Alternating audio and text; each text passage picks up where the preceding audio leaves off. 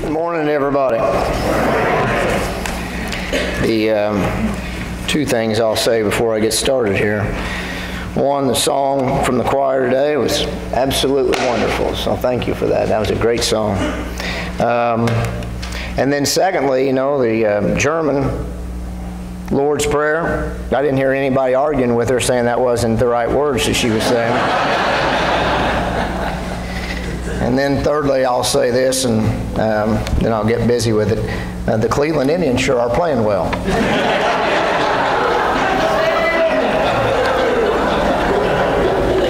I find great gratitude in that. No, I'm just kidding. The only thing about that I will say is when I do watch, they're the only two, Chicago Cubs right now are the only team right now that I believe that I still worry about them coming back and winning. So they are a great team, and I'm looking forward to seeing how that plays out. Let's see, where am I going to start? I guess the first thing I'll say is I got up this morning, I started driving, looked at the calendar, and I realized that I've only got 3 more Sundays with you after today, which was kind of a shock to me. Some people have said, you know, I've had some people come up and say, you know, can you not do any? I need to probably explain myself just a little bit of why I wouldn't finish the year out. It's pretty stressful at the candy store as soon as Thanksgiving gets here. This is not something you just get up on Sunday morning and do, and I know maybe some probably already know that, but it's just not something that you just get up on Sunday morning and say, okay, you know, let's go to church and let's talk to these people. Maybe sometimes you go home and think, well, maybe he did that, but that's not the case. My question to you first this morning, let me make sure my mic's on, so if I walk away, I'm still good? Okay, good. I guess my first question to you this morning would be this. Are you a Christian? That would be my first question to you. And I'm going to kind of be silent for a little bit because I'm going to ask you that again. I'm going to say, are you really a Christian? And my question to you then would be, if Jesus came back today, could you be a disciple? Could you be one of those 12? I want you to think about that for a minute. Could you? No, I'm going to tell you. I mean, it's hard for me too, so you need to think about it to yourself. I mean, could you just lay everything down that you have going on in your life and just say, I'm done here and I'm just going to follow you?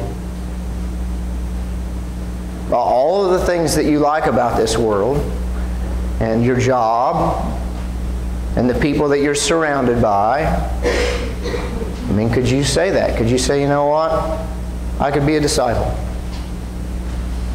Sometimes I think about that a lot, and I wonder to myself, could I do that? I'd like to think that I could, and then stories like this come along, and I think to myself, I wonder if I'm good enough to be a disciple. And then there's these stories like today that I'm going to tell you that help me feel better about myself, to make me think that maybe I could. I want to tell you a story about the disciples, but before I go into this story, and I believe, let me see if I wrote it down. If I didn't, I can turn my Bible, because somebody may want to go back and read it. I think I probably wrote it down. Yeah, in chapter 8, maybe I'll just read it, because it's a great story. Let me say that it's short. One day Jesus said to his disciples, let's go over to the other side of the lake. That's what he told the disciples. So they got in the boat and they set out, and as they sailed, he fell asleep. The squall came down on the lake, so the boat was being swamped and they were in great danger. Okay, so here's the deal. That story. You know, you got to put this in, you got to stop for a little bit, and you got to think about that story. And Jesus looks at him and said, and here's what I'm guessing in my mind, you know, there was crowds following him. He needed a little bit of alone time, and here they were, and they had him kind of trapped. He'd been doing some great things. They kind of had him trapped on the beach there, and he just couldn't get away from everybody. He said, you know what, let's just get in the boat and go to the other side. I need some quiet time. There wasn't any reason to go to the other side. It doesn't say anything about why he wanted to go to the other side. He said, let's just go to the other side. So my mind works a little strange sometimes, so I think he probably just wanted a little peace. Sometimes I do that. I'm going to go downstairs for a little while at my house, find a little peace. If you lived in my house, you'd understand that. And so I think he probably wanted that. So all of a sudden he gets in this boat, and he gets in the boat with a bunch of fishermen. And they were probably in the situation saying, hey, we got this covered. I mean, we may not be able to do anything else, but we know the water. We know where the tides are, and we know how the current runs. And so I tell you what, here's the deal, Jesus. We got this covered for you. We'll go on the other side of the lake. Here's a pillow, and they hand him a pillow. It says so in one of the Gospels, that they handed him a pillow and said, why don't you just go downstairs and sleep? So that makes me think that he wanted some alone time. Anyways, they kind of knew that he wanted some alone time. They handed him a pillow, and they stuck him down the bottom of the boat and set off for the other side. And then all of a sudden, this great big storm comes up. I think the Sea of Galilee is 13 miles long and 8 miles wide. So I don't want you to think that it was just a little pond they were in. I mean, it was a pretty good-sized lake. And so when the water, and you have to understand that at sea level, there was a lot of hot air that came in there. So this was something that happened. But you have to understand something. I got a bunch of fishermen here. Think they'd ever seen storms before? Sure, they'd seen storms before. They'd been in the boats lots. So this had to be a pretty big storm for them to get all worried about it. All these fishermen at one point in time, they say, hey, we got this under control, go downstairs, take a nap, we don't need your help with this. If there's one thing we know, it's the water. And then the storm comes up, and the next thing you know, they're tapping on the door downstairs and trying to wake him up and say, you going to let us drown? True. I mean, you're not caring enough about us that you're just going to let us all perish? We're going down, Jesus. And he comes up from that nap that he is, and he walks out on the boat, and he just says something to the seas and the wind, and they just fall still. Man. Now, I'm going to tell you something. I wasn't there. But I have a feeling that these disciples all of a sudden looked at that and said, whoa. And they just looked at each other. This guy controls the weather. Now, I got to tell you something. If I'm in that boat right there, this guy, Jesus, I'm with him. If I see a guy be able to control the weather like that, I'm with him. There's not much going to happen. I mean, whatever this guy says, I'm doing. You think about that for a little bit. You see this happen? I mean, if you're there, I mean, this is a good friend to have. He controls the weather. And then we get to today's story. Because it's important that you understand what they saw. They saw this happen. Don't forget that. They were right there and saw this happen. And then we get to this story.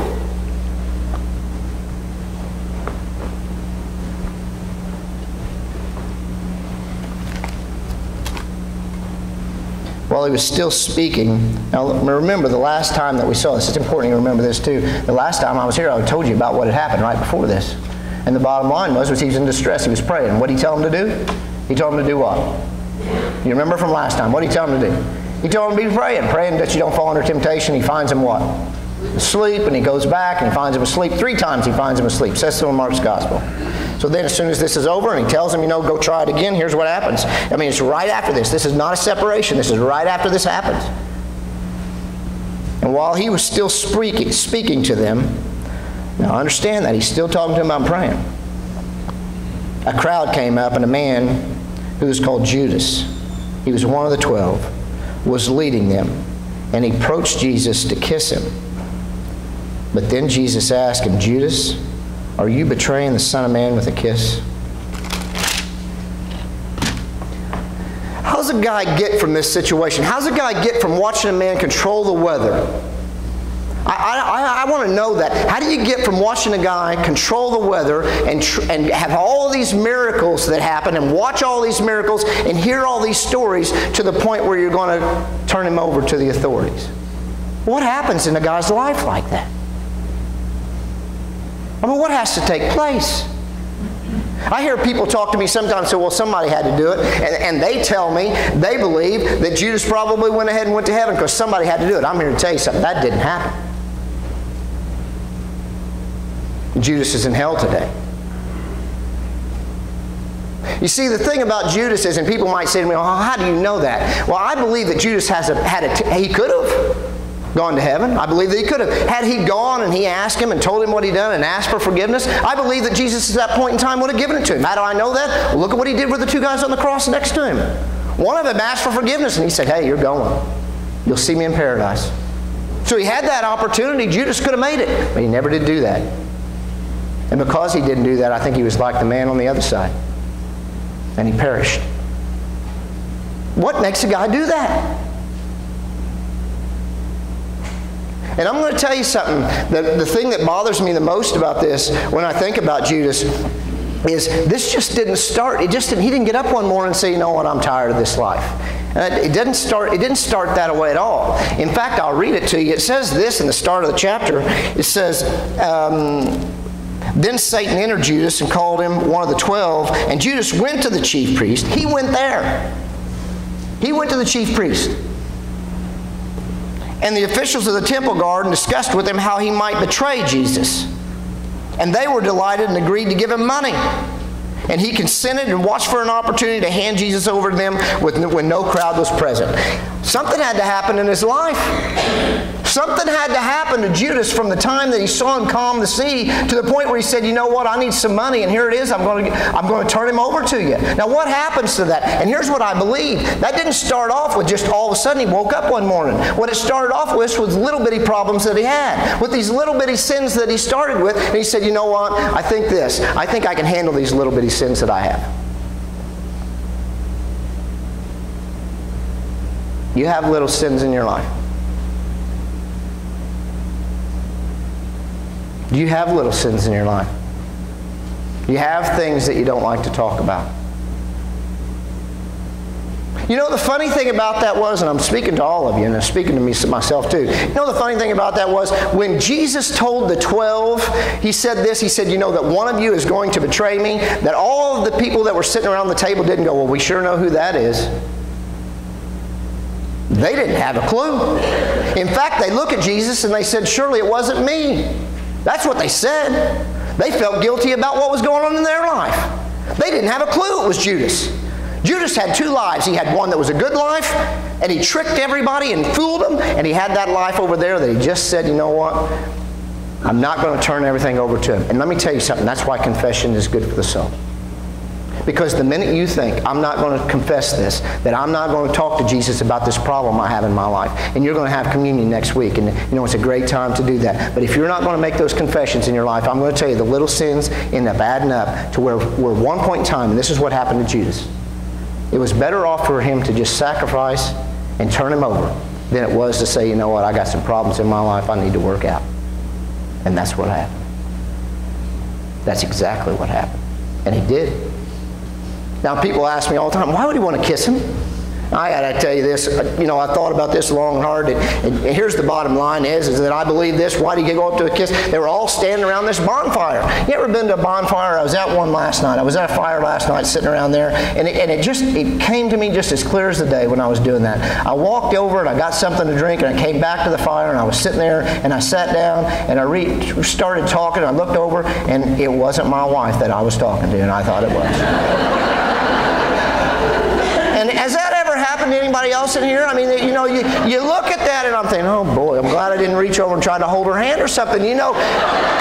But it wasn't even my wife. Well, that's exactly what happened here. I mean, they were all standing around. It was dark, and they were all standing around a fire. And somehow, these officials, they had to find out who Jesus was. He wasn't that noticeable, so he walked up to him, and he was going to kiss him. And that's what the deal was. He said, you know what? I'll show you which one he is. I'll go. Because they knew who he was. He was so famous. If it would have been broad daylight, it wouldn't have been a problem. They would have gone up and arrested him. Why wasn't it broad daylight? Why did they go at night? I mean, it talks about that in the Scripture a little later. It talks about this. It says this. And then Jesus said to the chief priests and the officers of the temple guard and the elders and came before him, I am leading a rebellion that you have come. Am I leading a rebellion that you have to come with swords and clubs? And every day I was with you in the temple courts, and you did not lay a hand on me in the daytime. You didn't bother me at all. But in this your hour is when you have darkness reigns. And the bottom line was they had to go at night because they didn't have any reason to arrest him. They had no reason to arrest him. They had to do it under darkness. He didn't have done anything wrong. And why did they hate him so bad? I mean, why did they hate him? Why did they want to arrest this guy? And the bottom line was, here's the thing, the chief priest of the time, those chief priests, they were trying to talk about all the things that was right within the law. And this is what you needed to do in order to get into heaven. And let me tell you something. Those people, when they listened to Jesus, they heard a different story. They heard a story about compassion and about love and all of those things. And they liked to hear those things from Him. And He was drawing crowds. And those chief priests hated that. He was taking all the attention away from them. And what were they doing? They weren't doing anything. He was over here giving sight to the blind. He was healing the people that were ill. He was raising the dead. He was doing all of these things. And these guys couldn't do anything. And they hated Him for it. And they wanted Him gone.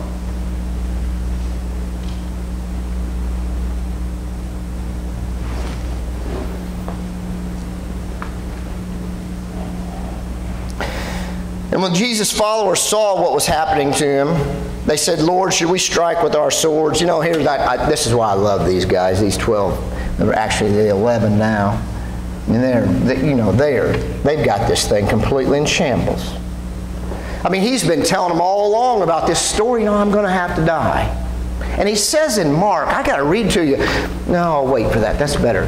He says in Mark, he talks to them and he says, here's the deal. I really want you guys to understand that this is just not going to work, that I'm going to probably be crucified. And he'd gone through all of that explanation and they just didn't understand it. I mean, here's what they couldn't understand. They couldn't understand that there was going to be great victory in what the story He was telling. That wasn't like it. I mean, this guy's going to end up crucified on a cross, and they could not understand how that was going to be any kind of victory at all for them. And He had told them and told them and told them, and they still couldn't get it. He said, I want you to go pray. I want you to pray that you won't be tempted. And then what do they want to do? They want to fall asleep, but then when it comes time for action, they still don't want to pray. They want to draw swords out. And not only do they want, they can't even get this. He's trying to help them. Just understand, take your time and understand that this is the way it's going to be. Just pray that you don't fall under temptation. And what happens? Peter whips his sword out and cuts the guy's ear off. These guys are complete bozos. And he cuts the ear off, and Jesus says, enough of this. Enough of this. This is not what I talked to you about. Cut this out. Don't cut it off. Cut it out. Just stop. I told you this is the way this is going to work. And so He shows compassion to the man that was arresting him, and He heals his ear. And then finally in Mark's Gospel, and I want to read this to you because this hurts me. Now, I'm not going to lie to you. Mark 14:50. That is in the New Testament for some of you. I should have marked it, but I didn't. But I want to read this to you. 14:50. And I'll start with 48 because it's the same story. Am I leading a rebellion? Jesus said that you have come out with swords and clubs to capture me, and every day I was with you, teaching in the temple courts, and you did not arrest me, but the Scriptures must be fulfilled. And then everyone deserted Him and fled. All 11 of them deserted Him, and they fled. The man that calmed the sea, they deserted him, and they fled. The man that could raise the dead, they deserted him, and they fled.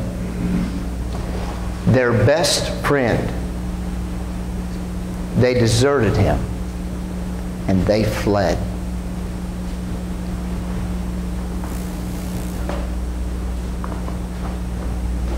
This guy came in and they arrested him, and he showed compassion to Judas. And he said, go ahead and do what you got to do, Judas. They picked up a sword and they cut off one of the guy's ears that was trying to arrest him. And he healed it. And he showed him compassion. They came to arrest him. And he looked at them all and he said, I realize that it's darkness that's overcome you. Go ahead and do what you got to do. And he showed them compassion again. And they left him and they fled.